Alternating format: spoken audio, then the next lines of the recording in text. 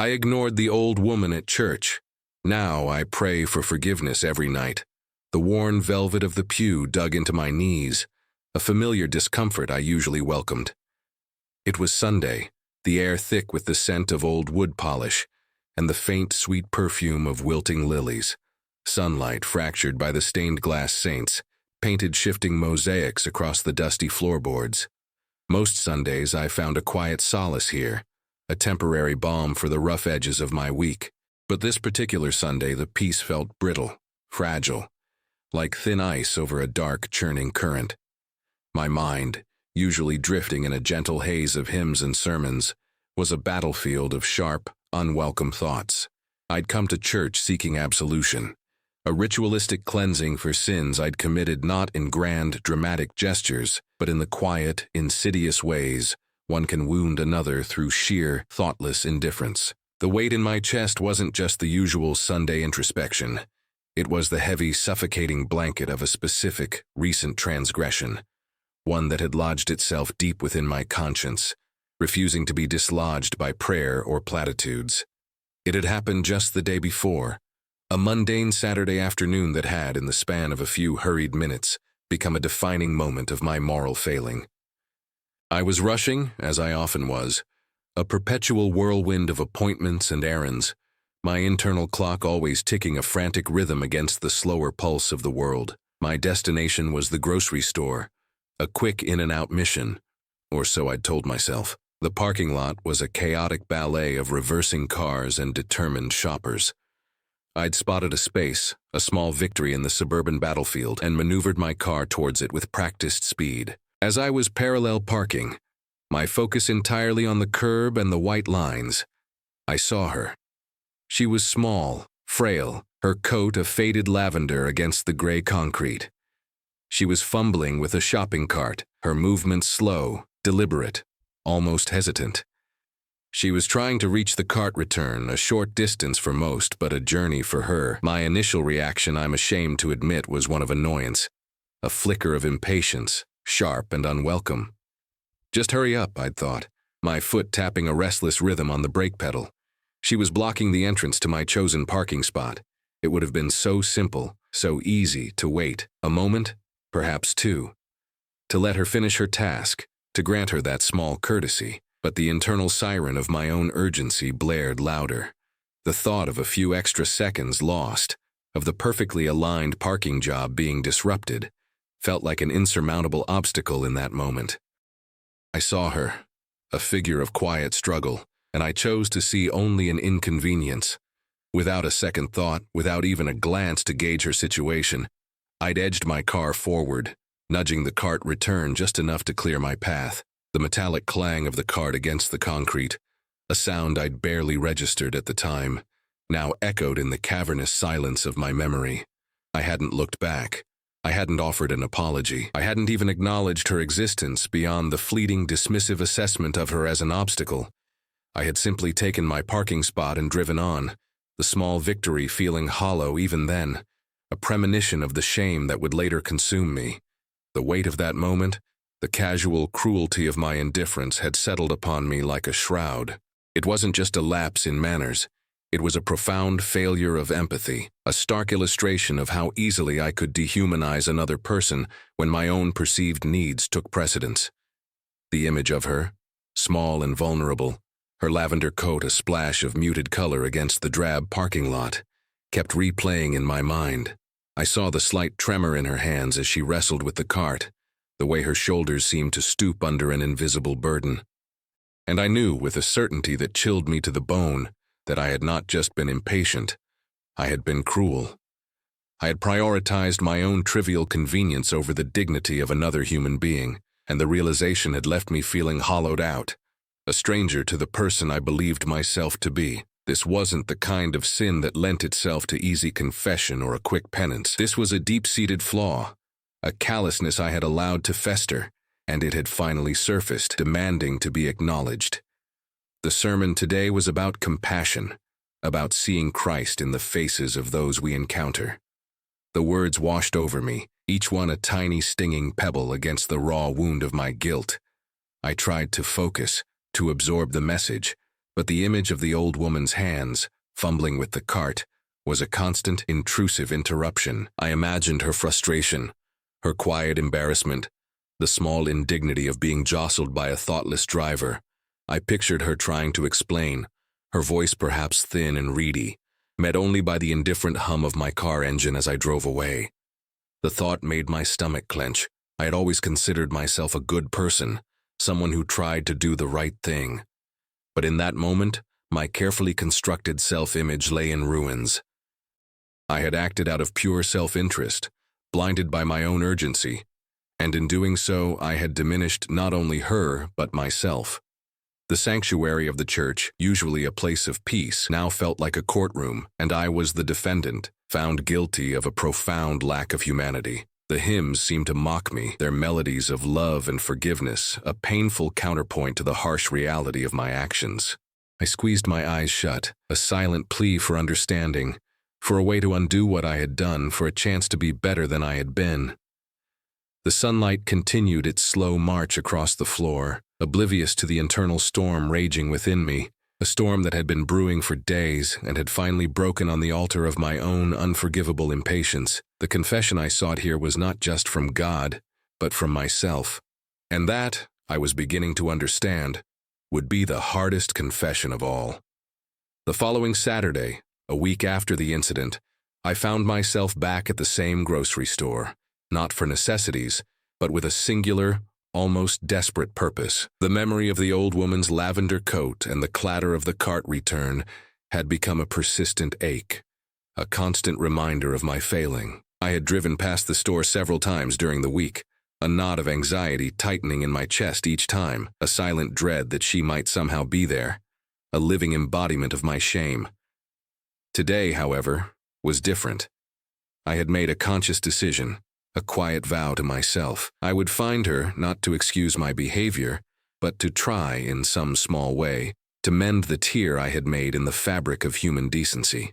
The parking lot was less chaotic than the week before, a Saturday morning lull. I parked my car, not in the coveted spot I had snatched, but further away, near the cart return itself. My heart beat a nervous rhythm against my ribs as I scanned the faces of the shoppers. I felt a foolish hope, a desperate need to see her, to make amends. Then I saw her. She was by the cart return, a familiar, almost poignant figure. Her lavender coat was a little faded, a little more worn, but unmistakable. She was struggling again, this time with a runaway grocery bag that had tipped, spilling oranges onto the asphalt. Her movements were slower, more labored than before, her hands trembling as she tried to gather the scattered fruit. My first instinct was to freeze, to retreat, the familiar wave of shame threatening to pull me under. But the promise I had made to myself, the desperate need for redemption, propelled me forward. I walked towards her, my steps uncertain, my throat tight. I could feel the eyes of other shoppers, but my focus was solely on her. As I approached, she looked up, her eyes, a soft, faded blue, meeting mine. There was no recognition, no accusation, just a gentle weariness. I knelt down, my knees protesting against the rough concrete, and began to gather the oranges. My hands, usually so sure and efficient, felt clumsy and awkward. I avoided her gaze, my shame a hot blush creeping up my neck. I focused on the smooth, cool skin of the oranges, the faint citrus scent that rose from them. When I had collected the last one, I stood, and for the first time, met her eyes directly. I held them out to her, my hand extended, offering not just the fruit, but a silent apology. She took them, her fingers brushing mine, a fleeting touch that sent a jolt through me. Her expression softened, a flicker of something akin to understanding passing across her face. She didn't speak, and neither did I. There were no words that could adequately express the depth of my regret, the magnitude of my lapse.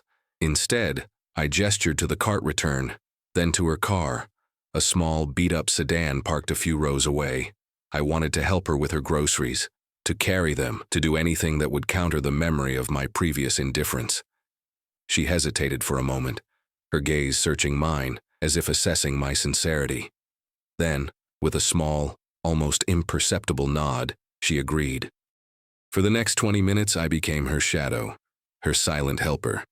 I loaded her bags into her trunk, carefully arranging them so they wouldn't tip. I pushed her cart to the return, the familiar metallic clang now a sound of quiet satisfaction rather than shame. We walked back to her car together, a slow, companionable pace that felt like an eternity and a blink of an eye. She didn't ask my name, and I didn't offer it. We were simply two people sharing a quiet moment of mutual, unspoken understanding. As I watched her drive away, the lavender coat a receding splash of color, a profound sense of peace, tinged with the lingering ache of my past actions, settled over me. It wasn't absolution, not yet, but it was a beginning. The quiet hum of my car engine filled the space where my frantic thoughts had once resided. The parking lot, which had once seemed a battleground, now felt like a place of quiet resolution. I didn't drive away immediately. I sat there for a long while, the engine idling, watching the last of the shoppers depart. The sun, lower in the sky now, cast long shadows, painting the asphalt in hues of gold and amber. My hands rested on the steering wheel, the same hands that had so carelessly nudged a cart return, so clumsily gathered spilled oranges. They felt different now, steadier, imbued with a new sense of purpose. The encounter had been brief, wordless, and yet it had spoken volumes. It had been a lesson delivered not through lectures or sermons, but through the simple, profound act of being present, of acknowledging another's struggle, and of offering a hand without expectation. The shame hadn't vanished entirely, but it had transformed. It was no longer a suffocating burden, but a gentle reminder, a compass pointing me toward a better way of being. I understood now that true empathy wasn't about grand gestures or eloquent speeches. It was about the small, deliberate acts of kindness, the willingness to pause, to see, and to offer what we can, however insignificant it may seem. It was about recognizing the shared humanity in every face, in every struggle, in every fumbled grocery bag. As I finally pulled out of the parking lot, the familiar streets seemed to hold a new significance. Each person I passed a potential recipient of a small act of grace. The scent of wilting lilies, once a symbol of my guilt, now carried a faint promise of renewal. The worn velvet of the pew still dug into my knees each Sunday, but the discomfort was different. It was a grounding sensation, a reminder of the earth beneath me, of the shared human condition that bound us all. The image of the old woman, her lavender coat a beacon in my memory, no longer haunted me with regret, but guided me with quiet resolve. I still prayed for forgiveness, but now those prayers were less about seeking absolution for a past mistake and more about reinforcing the commitment to a future of mindful compassion. The sharp edges of my impatience had been softened, not erased, but blunted by the quiet power of a simple, wordless encounter. The world hadn't changed, but my place within it had. I had learned that the most profound awakenings often come not from grand pronouncements, but from the quietest of moments, from the willingness to finally see and to act. The silence in the church now felt less like an absence and more like a presence, a space where unspoken truths could resonate. Each hymn, each spoken word, was a gentle echo of the lesson learned in a grocery store parking lot, a testament to the enduring power of a single, selfless act. The weight on my shoulders had lifted, replaced by a quiet strength, a newfound awareness that even the smallest kindness could ripple outward, touching lives in ways we might never fully comprehend. The journey was far from over, the path of empathy a continuous unfolding. But that day, in the mundane theater of a Saturday afternoon, I had finally begun to walk it. The quiet wisdom of the world whispers in every surrendered glance, the lingering scent of citrus peel, a subtle ghost of spilled oranges clung to my hands for days, a constant, quiet reminder of the encounter. It wasn't a scent of shame anymore, but one of nascent awareness, a fragrant marker of a shift within me. I found myself observing the world with a different lens, noticing the subtle currents of human interaction that had previously been invisible to me. Consider, for instance, the hurried exchange at a coffee shop counter. Before, I would have been impatient, focused solely on the barista's efficiency, my mind already on the day's tasks. Now I found myself observing the tired slump of the barista's shoulders, the faint tremor in their hands as they fumbled with a lid, the brief, almost imperceptible sigh before they plastered on a polite smile. These were the details I had been blind to, the silent narratives of everyday lives I had overlooked in my own self-absorption. Furthermore, the concept of ethical awakening began to manifest in the small, unexpected choices I made. It wasn't about grand pronouncements or dramatic shifts in behavior, but a subtle recalibration of my priorities. A planned shortcut that would have inconvenienced a slower pedestrian now became an opportunity to walk at their pace, to offer a silent nod of solidarity. A moment of potential friction with a colleague over a minor misunderstanding was met not with defensiveness, but with a genuine attempt to understand their perspective, to ask clarifying questions rather than making assumptions. These weren't conscious analytical decisions, but rather intuitive responses, almost instinctual reactions that stemmed from a newly awakened sensitivity to the emotional landscape around me. The world, once a stage for my own hurried performance, was transforming into a tapestry of interconnected stories, each thread deserving of attention. Conversely, this newfound awareness wasn't without its challenges. There were moments when the sheer volume of observed vulnerability felt overwhelming, seeing the quiet struggles of strangers, the parent patiently coaxing a reluctant child, the elderly person meticulously counting out change, the student hunched over a book, their brow furrowed with concentration, could be emotionally taxing. It was a stark contrast to the insulated world I had inhabited, where my own concerns had been paramount. This heightened sensitivity meant confronting the less pleasant realities of human existence more directly, acknowledging the pervasive presence of quiet anxieties, unspoken fears, and daily frustrations that I had previously managed to filter out. It demanded a more robust emotional resilience, a capacity to witness these moments without becoming paralyzed by them. Another crucial layer of this evolving perspective was the recognition of my own past blind spots. I began to understand that my previous indifference hadn't been a singular event, but a pattern, a way of navigating the world that had become deeply ingrained. The old woman in the parking lot was not an anomaly. She was a symptom of a larger, more pervasive tendency within me to prioritize my own immediate needs and desires over the well-being and dignity of others. This self-awareness, while uncomfortable, was essential. It moved the focus from a single incident to a deeper examination of my character, prompting a more profound and lasting commitment to change. It was like discovering a hidden flaw in the foundation of a house. Acknowledging it was the first step toward reinforcing it, ensuring its long-term stability. Consequently, the application of this evolving ethical framework extended beyond interpersonal interactions. It began to color my perception of broader societal issues. The news, once a distant hum of statistics and events, started to resonate with a more human frequency. Reports of hardship, of injustice, of overlooked communities no longer felt abstract. They carried the weight of individual experiences, the quiet suffering of people whose stories I was now more attuned to hearing. This didn't translate into immediate sweeping actions, but rather a subtle shift in my engagement with the world, a greater inclination to listen, to learn, and to consider the human impact behind every headline. Building on this, the concept of empathy, once a vague ideal, began to take on concrete form. It wasn't just about feeling sorry for someone. It was about actively trying to inhabit their experience, to understand the context of their actions, even when those actions were inconvenient or challenging. Now, consider how this applies when you encounter someone struggling with a task that seems simple to you. Instead of frustration, you might pause and wonder about their physical limitations, their unfamiliarity with the process, or the weight of a burden you cannot see.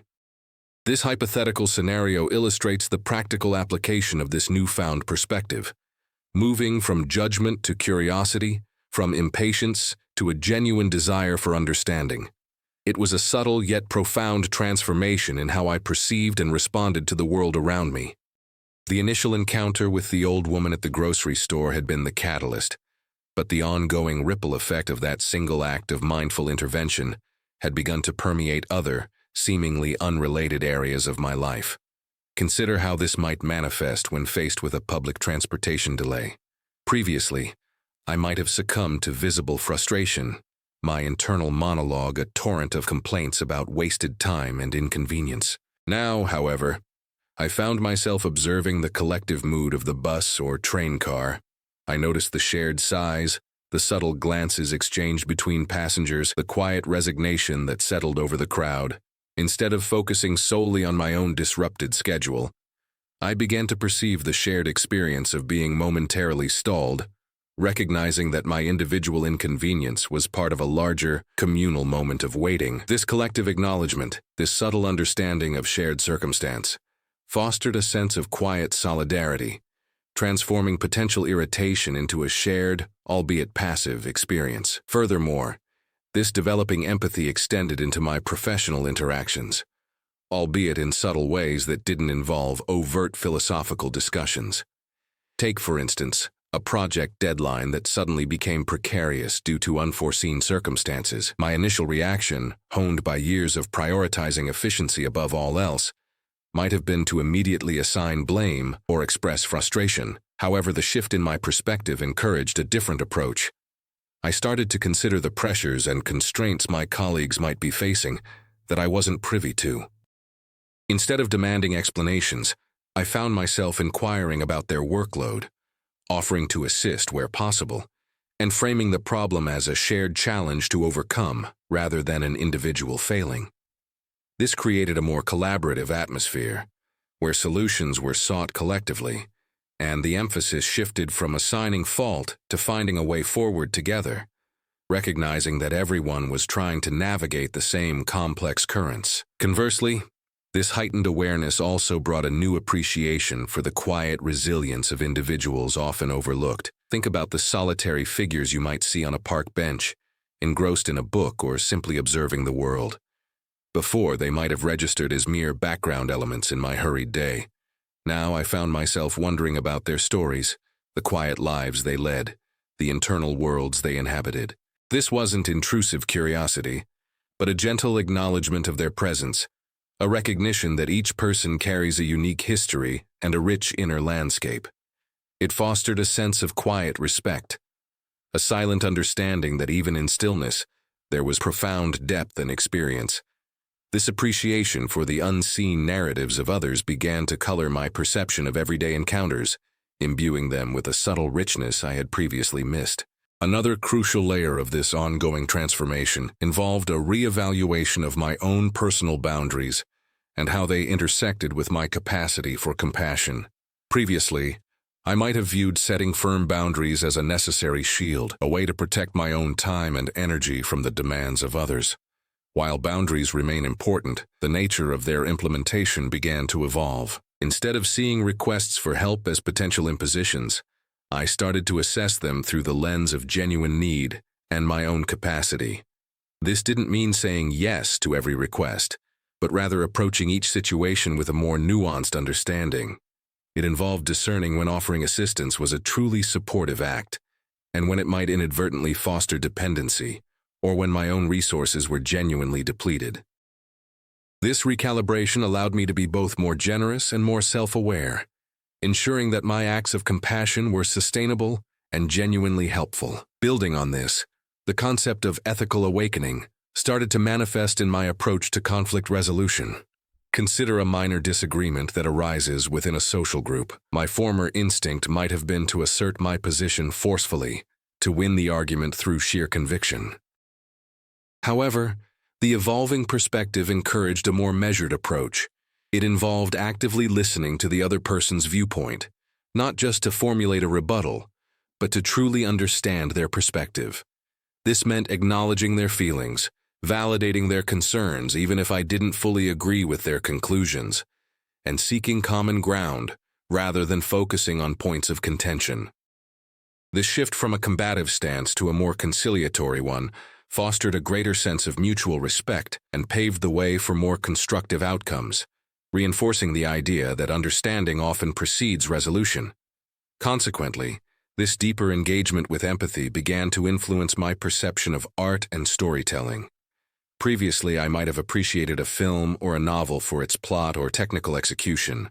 Now, however, I found myself drawn to narratives that explored the complexities of human experience with nuance and authenticity. I became more attuned to the subtle emotional arcs of characters, the unspoken motivations behind their actions, and the universal themes of love, loss, and resilience that resonated across diverse stories.